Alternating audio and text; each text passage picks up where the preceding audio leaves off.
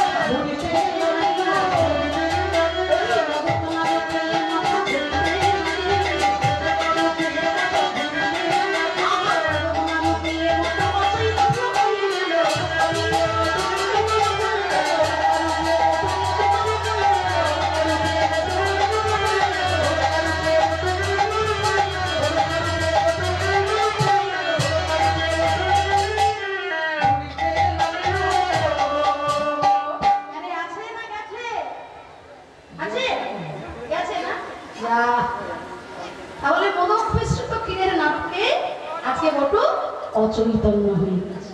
হ্যাঁ, তার সখীগণ বলছে রাধে গো, একজন ঠাকুর মশাই অজ্ঞান হয়ে পড়ে গেছে, আর একজন ঠাকুর মশাইকে আমরা চিনেই ফেলেছি। হ্যাঁ, তাই আর দেরি করিস না রায়, তুই তোর গোবিন্দের বামে গিয়ে দাঁড়া, যার জন্য আমাদের এত ছলনা, তুই গোবিন্দের বামে দাঁড়া, আমরা সকলে তোদের ওই যুগল নয়ন ভরে দর্শন করবো। হ্যাঁ, রাধারানী আমার শ্রী গোবিন্দের বামে দাঁড়িয়েছেন, সকল সখীগণ সখীগণ রাধা গোবিন্দের যুগল মিলন দর্শন করে আনন্দে আত্মহারা হচ্ছে। আহা দাদা ইন্দ্রদের শনির বলে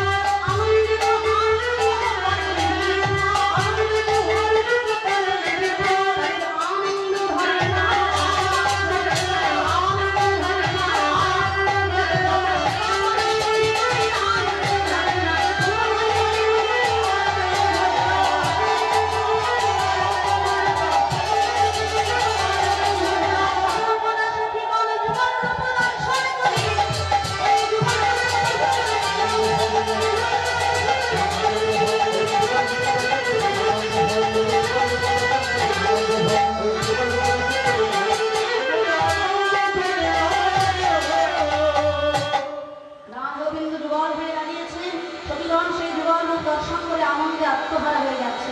কিন্তু মাগো, সুখের সময় তো জীবনে বেশিক্ষণ থাকে না, থাকে কি? দেখবেন জীবনে যখন আমাদের দুঃখ আসে সেই সময়টা কাটতে চায় না, আর সুখের সময় জীবনে বেশিক্ষণ থাকে। রাধা গোবিন্দ যুবক হয়ে দাঁড়িয়েছেন, সেই সুখের সময় বেশিক্ষণ থাকে। কুটিলা মনে মনে চিন্তা করছে যে বৌদি আমাকে নিশ্চয়ই বোকা বানিয়েছে।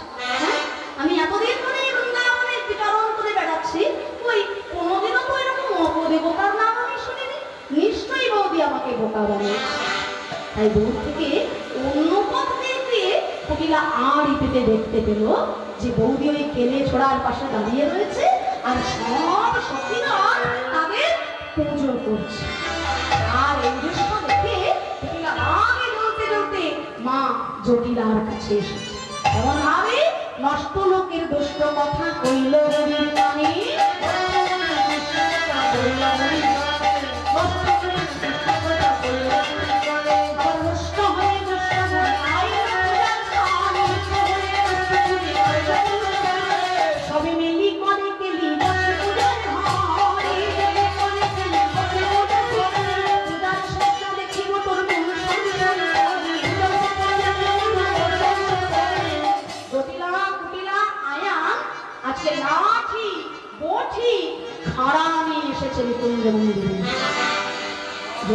উপস্থিত হয়ে দাঁড়িয়েছে রাধারানীর মন্দির প্রাঙ্গণে।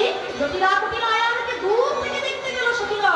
তারা তাড়াতাড়ি বলছে, ওগো রাধে, ওই দেখ জটিলা কুটিলা আয়ান আসছে, আর বুঝি আমরা প্রাণে বাঁচব।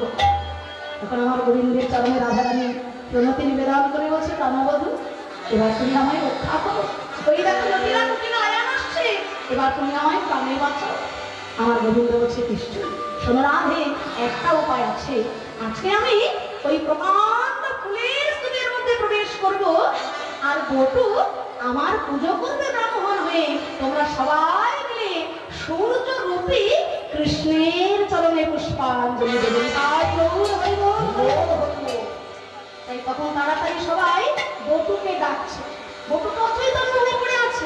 তারা সবাই তাড়াতাড়ি বটুকে ডেকে বলছে, ওরে বটু, তাড়াতাড়ি উঠে দেখ, জটিলা কুটিলা আয়ান লাঠি পঠি খাড়া নিয়ে আসছে। বটু তো তাড়াতাড়ি উঠে পড়েছে। বাবা লাঠির কথা শুনে কত পাগল ভালো হয়ে, হ্যাঁ, সামান্য মদকের নেশা ছুটবে না। বটু তাড়াতাড়ি উঠে বসেছে। হ্যাঁ, বটু উঠে বসে ব্রাহ্মণ সেজে সে পুজো শুরু করেছে। আর আমার গোবিন্দ কি করছে জানো? কানু তখন ভানু হইয়া ফুলের ভিতর যায় না,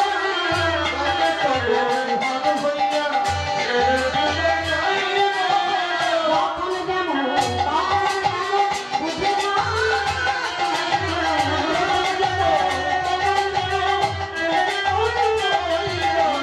বুঝে কথা বলছে, কানু তখন ভানু হইয়া ফুলের ভিতর যায়।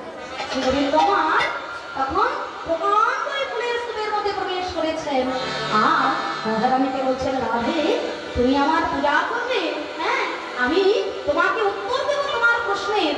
আর জটিলা কুটিলা আয়ান মনে মনে চিন্তা করবে, তোমার পুজোয় আজকে সূর্যদেব জাগরিত হয়ে। জটিলা কুটিলা আয়ান যেই না উপস্থিত হয়ে দাঁড়িয়েছে, সঙ্গে সঙ্গে বটু সূর্য পূজা করতে শুরু করেছে। তখন সূর্যদেব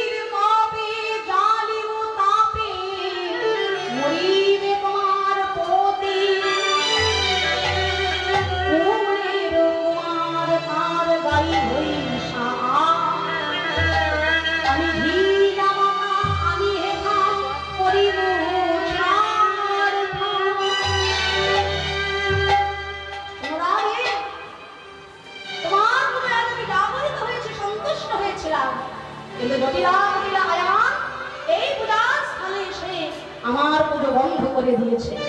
তাই আমার রসানলে আমার কামানলে তোমার সুখের সংসার ধ্বংস হয়ে যায়। তোমার প্রতি দেবতার মৃত্যু ঘটবে না হে। যেই না গোবিন্দ আমার মনে করে বলেছেন আজকে রাধা রানী আমার প্রকাণ্ড ফুলের স্তূপের কাছে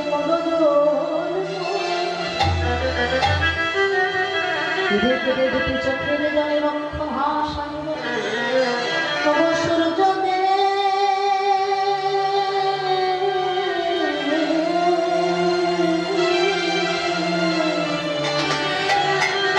আমার পতি যদি মরে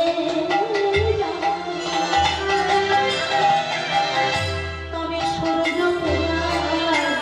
লাভ আমার পতি যদি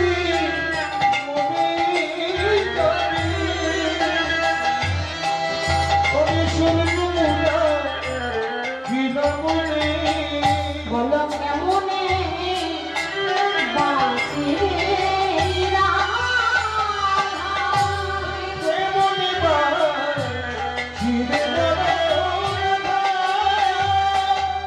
আমার শাশুড়ি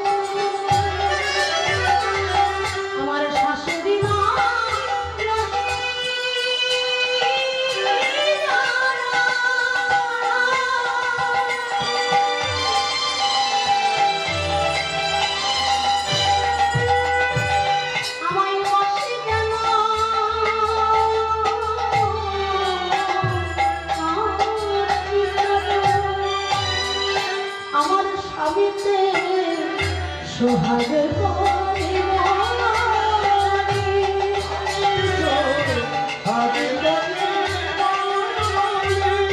শাশুড়ি ননদে যারা পাশে যেন আঁখি তারা তারা দিবার এসে আমায় চোখে চোখে রাখে তারা চোখের মনির মতো আমায় ভালোবাসে। এরা যদি মরে যাবে তবে আমার সূর্য পূজা করে কি লাভ হবে বাবা সূর্যদেব? তাহলে আমারও যেন প্রাণ চলে যায় এই সূর্য পূজার স্থানে। পতি বিনা সংসার বিনা শাশুড়ি ননদের অমঙ্গল যদি হয়ে যায়, পতির যদি অমঙ্গল হয়ে যায়, সংসারের যদি অমঙ্গল হয়ে যায় তবে আমার গতি কি হবে বলো সূর্যদেব? আমিও কি প্রাণে মারা যাব। এই কথা যখন রাধারানী বলেছে আয়ান দোষ মনে মনে চিন্তা করছে হায় হায় আমার মা জটিলা কোনোই কুটিলা সারা জীবন ওদের কথা শুনে শুনে আমার এত লক্ষ্মীমন্ত বউকে আমি সারা জীবন কষ্ট দিয়েছি, সন্দেহ করেছি, অবহেলা করেছি। আজকে আয়ান ঘোষ বলছে রাধে গো আমায় তুমি ক্ষমা করে দাও। আমার মায়ের কথা আর বোনের কথা শুনে আমি তোমাকে সন্দেহ করে চলে এসেছি ভাই, তুমি আমাকে ক্ষমা করে দাও বলে তুমি আজকে তোমার মনে সত্যদেব জাগরিত হয়েছে রাধে, তুমি আমাকে ক্ষমা করে দাও। রাধারানী বলছে স্বামী গো এসো তাহলে সবাই তোমরা আমার সঙ্গে সূর্যদেবের পূজা করো, তাহলে সূর্যদেব সন্তুষ্ট হয়ে সকল বিপদ হতে আমাদের মুক্তি লাভ করে। আজকে কুসুমিত কুঞ্জে শুধু রাধারানী নয়, শুধু সখীগণ নয়, আজকে জটিলা কুটিলা আয়ান ঘোষ সবাই মিলে সূর্য রূপী কৃষ্ণের পূজা করছে। সূর্য দেব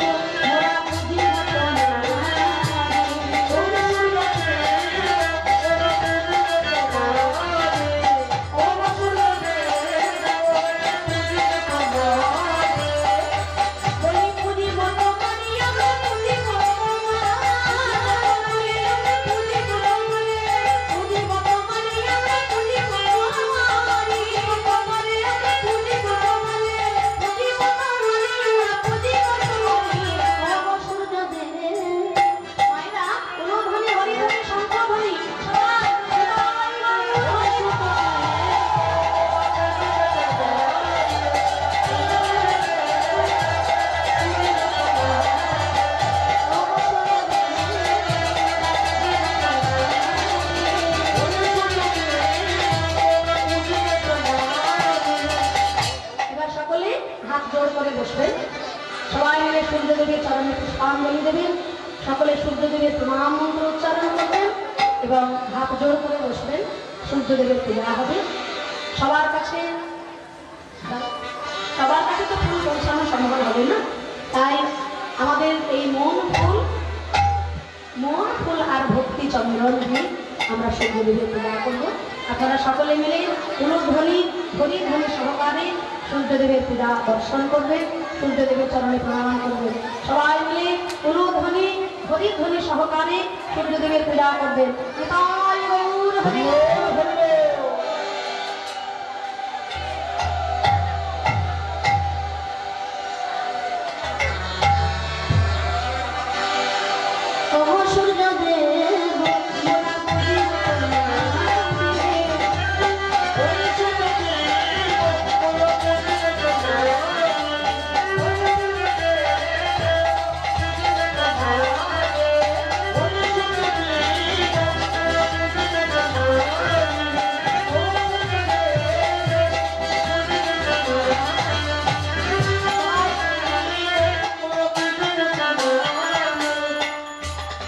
হরিধ্বনি সহকারে সকলে আপনারা সূর্য পূজা শুরু করবেন। শঙ্খ থাকলে শঙ্খ বাজালে ভালো হয়। সকলে হরিধ্বনি সহকারে নিতাই গৌর হরি বল।